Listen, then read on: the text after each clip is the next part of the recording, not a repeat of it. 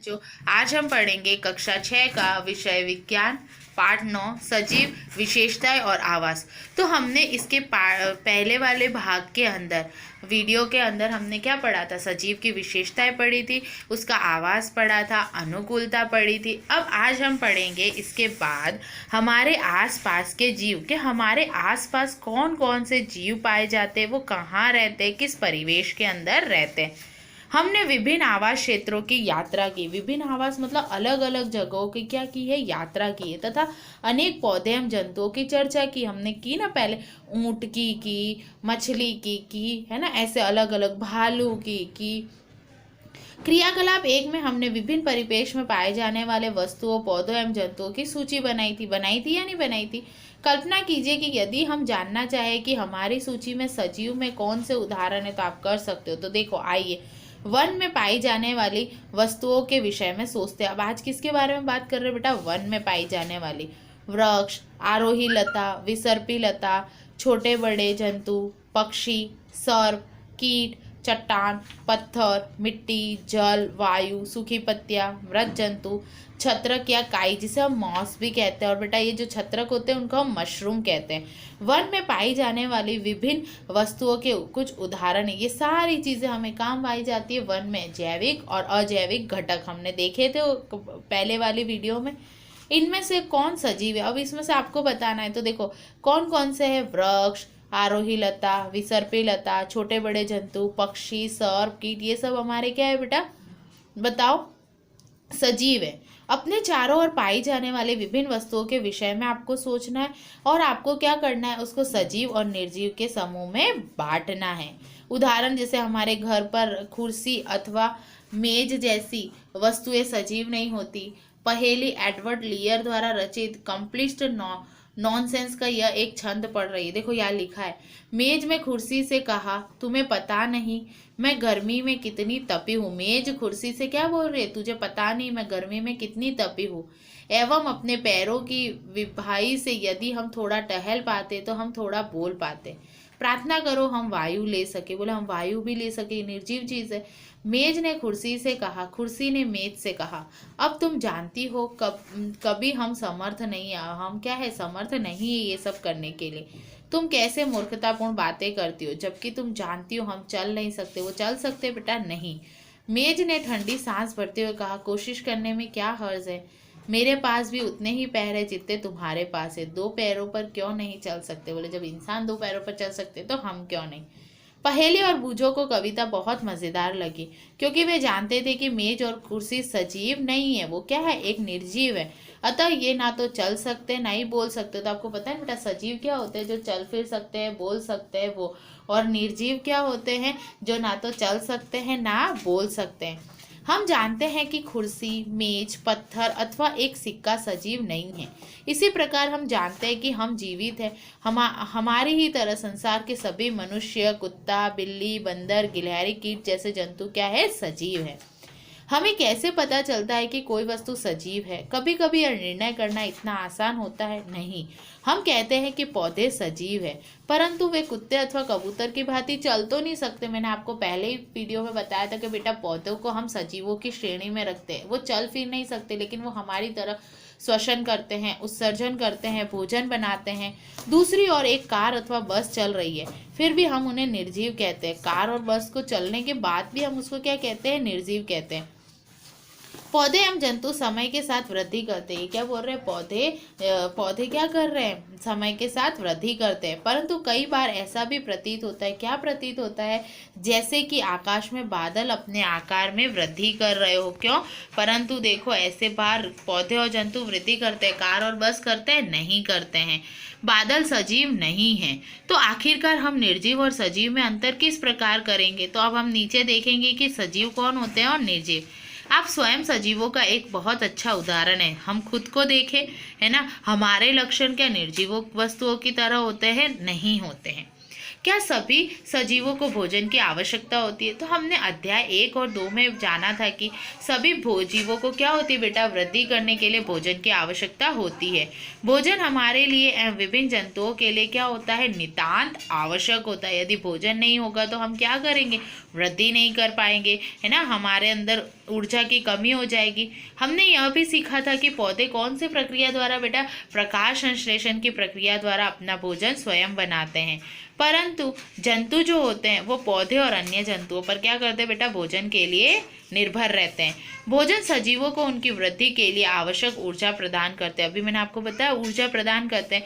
सजीवों को उनके अंदर होने वाले जैव प्रक्रम जो होते हैं उनके लिए ऊर्जा की आवश्यकता होती है, जो हमको पौधों द्वारा बनाए गए प्रकाश संश्लेषण से जो भोजन बनता है उससे प्राप्त होती है। क्या सभी जीवों की वृद्धि परिलक्षित है? क्या सभी की वृद्धि हमें दिखाई देती है? क्या 4 वर्ष पुराना कुत्ता आपको अभी भी ठीक आता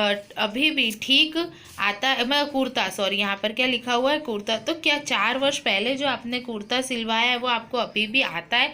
नहीं आता है ना। या तो आप मोटे हो गए हो, या आप पतले हो जाते हो, बड़े होते हो, इससे आप अब और नहीं पहन सकते। क्या ऐसा नहीं है? हाँ, इन वर्षों में आप लंबे हो गए होंगे, है ना, इसका आपको आभास हो रहा है। लेकिन आप में हर समय वृद्धि हो रही है और कुछ वर्ष बाद आप वयस्क हो जाएंगे। तो आपने देखा है छोटे बच्चे से वो कैसे बड़ा होता है। जंतुओं के बच्चों में वृद्धि कर वयस्क हो जाते हैं। अब जंतुओं के जो बच्चे होते हैं वो वृद्धि करके बड़े होकर क्या बन जाते हैं बेटा, वयस्क। आपने अवश्य देखा होगा कुत्ते के पिल्ले को वयस्क हो जाते, देखा या नहीं देखा। और मुर्गी का जैसा एक अंडा होता है वो क्या करता है, स्फुटित मतलब क्या होता है, फट कर उसके अंदर से बेटा क्या निकलता है, चूजा, और वो बड़ा होकर क्या बन जाता है, मुर्गी का बच्चा। देखो बेटा यहाँ पर ये बच्चा है, देखो एक शिशु वृद्धि करके वयस्क हो जाता है, ये बच्चा, उससे वो बड़ा हुआ, धीरे धीरे वो चलना सीखता है, फिर वो दौड़ना सीखता है, इतना बड़ा वृद्धि करके वो इतना, और अंतिम में वो क्या हो गया, एक आदमी, एक वयस्क के रूप में परिवर्तित होता है। वैसे देखो यहाँ मुर्गी, चूजा, फिर मुर्गा, सॉरी चूजे से वो क्या बनता है, मुर्गी का बच्चा, फिर वो मुर्गी बनती है, मुर्गा या मुर्गी में परिवर्तित होता है। पौधे भी वृद्धि करते हैं। अपने चारों ओर पाए जाने वाले विभिन्न प्रकार के पौधे आप देख सकते हो। ये आप देखो, आपके गमले में आप छोटा सा पौधा लगाते हो तो वो भी बढ़कर बड़ा होता है या नहीं होता। बस इनमें से कुछ छोटे व नवजात तो होते हैं, तो कुछ विकसित। तो अभी आपने देखा कि कैसे वो है ना बढ़ते जाते और एक वृक्ष बन जाते। तो देखो वृद्धि सभी सजीवों में होती है, निर्जीवों में वृद्धि नहीं होती। कुर्सी और वृद्धि होती है, नहीं, सजीवों में होती है। क्या सभी सजीव श्वसन करते हैं? हाँ, सभी क्या करते हैं, श्वसन करते हैं। जब हम श्वास लेते हैं तो बाहर की वायु मतलब ऑक्सीजन को अंदर लेते हैं, और जब हम श्वास छोड़ते हैं तो शरीर के अंदर की वायु को बाहर निकालते हैं, और ये प्रक्रिया हमारी क्या कहलाती है, श्वसन कहलाती है। कार्बन डाइऑक्साइड को बाहर छोड़ना और ऑक्सीजन को ग्रहण करना। श्वसन में अंदर ली गई वायु की ऑक्सीजन की कुछ मात्रा का उपयोग होता है। इस क्रिया से बनी कार्बन डाइऑक्साइड को हम श्वास द्वारा बाहर निष्कासित करते।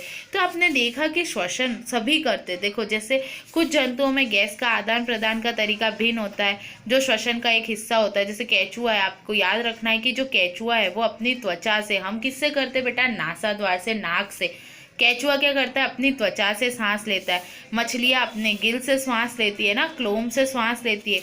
पत्तियाँ किससे लेती है बेटा, सूक्ष्म रंध्र जो होते हैं उनके द्वारा वो क्या करती है, वायु को अंदर लेती है, ऑक्सीजन का उपयोग करती है, और कार्बन डाइऑक्साइड वायु को भी क्या करती है, वो निष्कासित करती है, और ऑक्सीजन गैस को भी। प्रकाश की उपस्थिति में पौधे वायु की कार्बन डाइऑक्साइड का उपयोग भोजन के रूप में करते हैं तथा ऑक्सीजन छोड़ते हैं। श्वसन क्रिया दिन में और रात दोनों में निरंतर चलती रहती है। किसमें बेटा, पौधों में। भोजन बनाने की प्रक्रिया में निष्कासित ऑक्सीजन की मात्रा पौधे द्वारा श्वसन में उपयोग की गई ऑक्सीजन की अपेक्षा अधिक होती है। तो देखो पहले वो वृद्धि करते हैं सजीव, दूसरे क्या है बेटा, वो श्वसन करते हैं। तो 2 गुण हमको पता चले सजीवों के। तीसरा गुण है, क्या सभी सजीव उत्पीड़न के प्रति अनुक्रिया करते हैं। तो देखो जब आप नंगे पैर टहल रहे हैं तो आपके पैर में अचानक से कांटा चुभ जाए या नुकीली वस्तु पड़ जाए तो आप किस प्रकार अनुक्रिया करते हो। तो आप उद्दीपन की प्रक्रिया का जैसे आपका पाँव कहीं पड़ता है तो आप फट से उसको उठा लेते हो।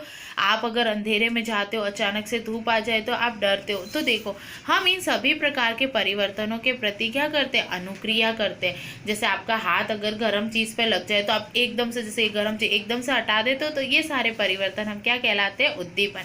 तो जो सजीव होते हैं वो क्या करते हैं बेटा, उद्दीपन को बताते हैं। जैसे ये पौधा देखो, ये प्रकाश की प्रति जहाँ पर ये प्रकाश है, ये पौधा क्या है, उस ओर है। आपने सूरजमुखी का पौधा देखा है ना, जहाँ जहाँ सूर्य जाता है वो उसी तरफ जाता है। तो तीसरा हमारा सजीव का गुण है कि वो उद्दीपन की प्रतिक्रिया करता है, अनुक्रिया करता है। फिर है आपका चौथा गुण, सजीवों में उत्सर्जन। अब देखो, सभी सजीव भोजन करते हैं। जीव इस ग्रहण किए हुए भोजन को संपूर्ण मात्रा का उपयोग नहीं करता है। आहार का केवल कुछ ही भाग जीव के शरीर द्वारा उपयोग में आता है। देखो, अब सारा जो भी हम खाते हैं तो वो सारा हम थोड़ा ना ग्रहण करते हैं, उसमें से कुछ ना कुछ तो वो क्या करता है, अपशिष्ट के रूप में रहता है। वे इसे अपशिष्ट के रूप में अपने शरीर से बाहर निकालते हैं। हमारे शरीर में कुछ अपशिष्ट पदार्थ उत्पन्न होते हैं। अब अपशिष्ट मतलब उत्सर्जन क्या होता है, ये जो खराब पदार्थ है, अपशिष्ट पदार्थ है, उनको अपने शरीर से बाहर निकालना क्या कहलाता है बेटा, उत्सर्जन।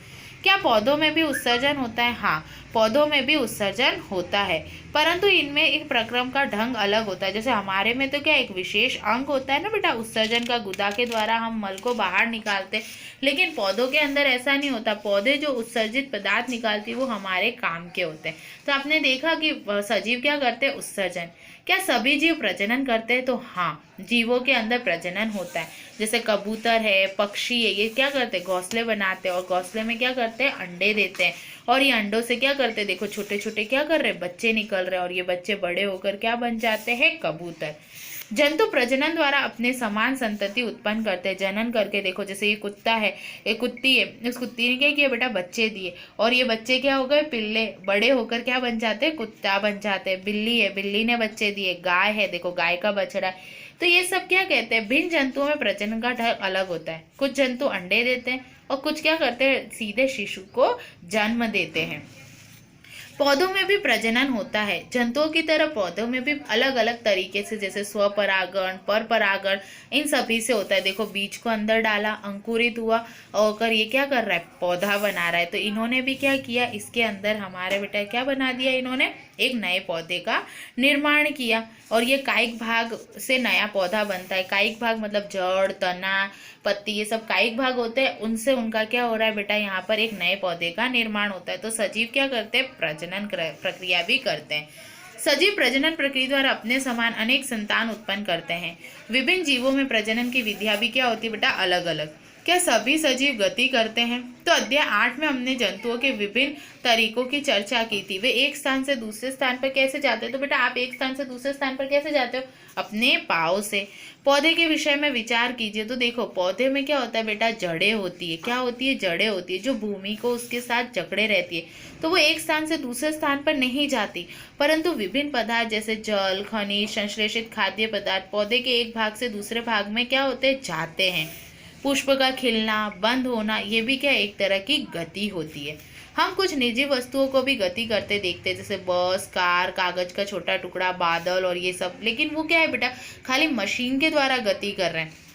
प्रकृति में विविध प्रकार के जीव है, लेकिन उन सभी में कुछ लक्षण एक समान होते हैं, जिसकी हम पहले चर्चा कर चुके। हमने पहले देखा प्रजनन करना सब।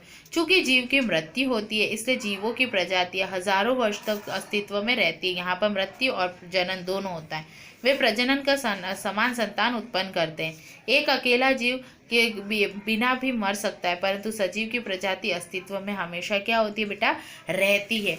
हमने देखा कि सभी सजीव वस्तुओं में कुछ विशिष्ट लक्षण होते हैं। हमने देखा था बेटा, सभी को भोजन की आवश्यकता होती है। वे अब देखो सजीवों के गुण बता रहे हैं। वे श्वसन करते हैं, उत्सर्जन, उद्दीपन के प्रति अनुक्रिया करते हैं, प्रजनन, गति, वृद्धि करते हैं और उनकी मृत्यु होती है। लेकिन निर्जीव में ऐसा नहीं होता।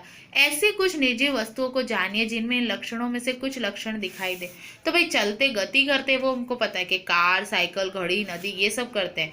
आकाश में चंद्रमा गति करता है, लेकिन वो श्वसन, उत्सर्जन और नहीं, इसलिए हम इनको खाली एक लक्षण के आधार पर सजीव नहीं कह सकते। तो हमने देखा इसके अंदर कि जो उत्सर्जन करते हैं, जिनको भोजन की आवश्यकता होती है, उनको हम सजीव की श्रेणी में रखते हैं, और जिनमें ये गुण नहीं पाया जाता उनको हम किसकी श्रेणी में रखते हैं, निर्जीव की। फिर जीवन क्या है? तो गेहूं की बोरी में आप हाथ डालिए, क्या आपको कुछ गर्मी का अनुभव होता है? गेहूं की बोरी में कुछ गर्मी उत्पन्न होती है। यह गर्मी बीजों में श्वसन के कारण होती है। देखो, गेहूं क्या है बेटा, एक वनस्पति, वो गेहूं के पौधे से प्राप्त बीज है, तो उसमें श्वसन होता है, इसीलिए। संभवतः हमारे प्रश्न आखिर जीवन है क्या का उत्तर देना इतना सरल नहीं हो सकता, परंतु अपने चारों ओर पाए जाने वाले जीवों की विविधता देखकर अचानक ही मुंह से निकल आता है, जीवन क्या है? बहुत सुंदर है। देखो जीवन क्या है, उसका उत्तर हम क्या देते हैं? हमेशा जीवन बहुत सुंदर है। तो आज हमने क्या देखा बेटा इस वीडियो के माध्यम से कि सजीवों के अंदर कौन कौन से गुण पाए जाते हैं जो सजीव और निर्जीव को क्या करते हैं? अलग करते हैं। तो आपको समझ में आया बच्चों कि सजीव और निर्जीव में अंतर पूछे जाए तो आपको लिखना है। धन्यवाद बच्चों।